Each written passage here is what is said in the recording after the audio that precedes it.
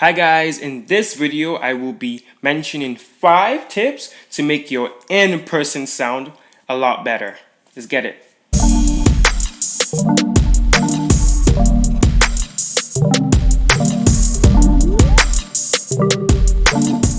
Hi guys, so as I said earlier, I will be going over 5 tips to making sure your in-person sound is a lot better. Now, we know that COVID is not going to last forever. If you're maybe watching this video and you don't know what COVID-19 is, you have a little bit of history to catch up on. Let's just leave it there. So yeah, basically people are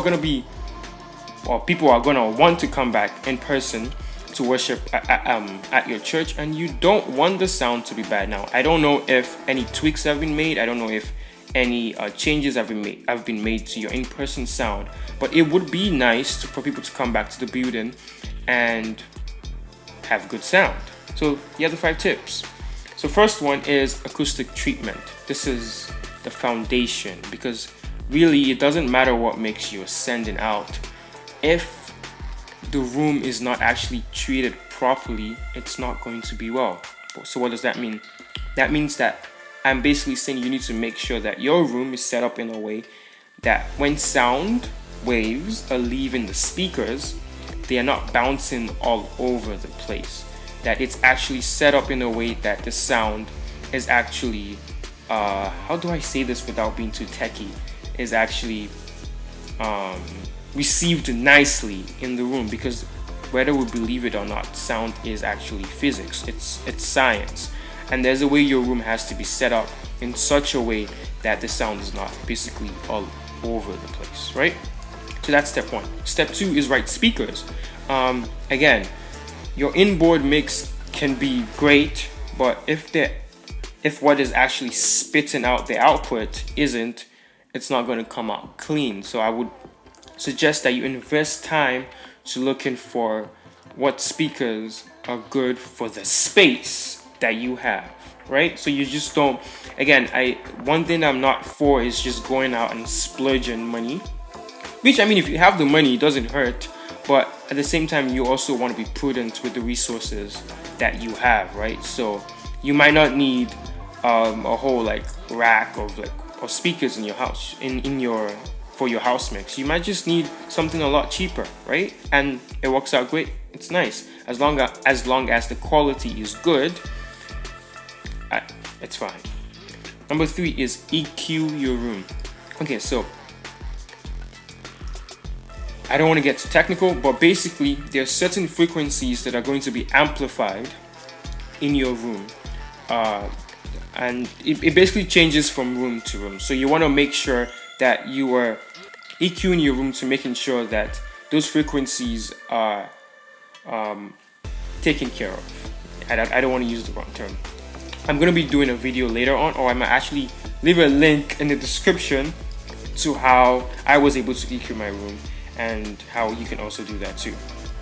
The 4th one is a drum cage. Now, the biggest issue, me personally as a sound guy, I have found is drums. At my church, we have spent a lot of money making sure that the drums are right. I mean, as you should really, because the drums are the foundation of your mix. They need to sound great. If your drums sound terrible, everything just goes all the way off. So one of the biggest issues for me was that there was just too much bleed. It was getting into the vocal mic. It was just too much. You really could not hear anything else. And it's really nice when I can control the volume of every single thing. So I will suggest that you get a good drum cage. I might leave links to where you can actually get proper drum cages for. By the way, they are going to be a little bit expensive, but I would say it just might be worth it. Now, when I say it just might be worth it, I don't know how big your church is, I don't know what your budget is, and I don't know what sound you're trying to achieve, right? But it's something I definitely highly recommend. Okay, my 5th and most important tip is to be creative and innovative. Now, church sound, and basically sound, not just church sound in general, they are literally pushing the boundaries every single day, and I really want to challenge you that you stay on top of it. Now, not everybody and not every church and not every volunteer is going to have the time or resources to basically implement new technologies all the time. But I want to challenge you to make sure that you are at least staying on top of the changes. You might not understand what a certain technology does, but it would be nice to know it is out there.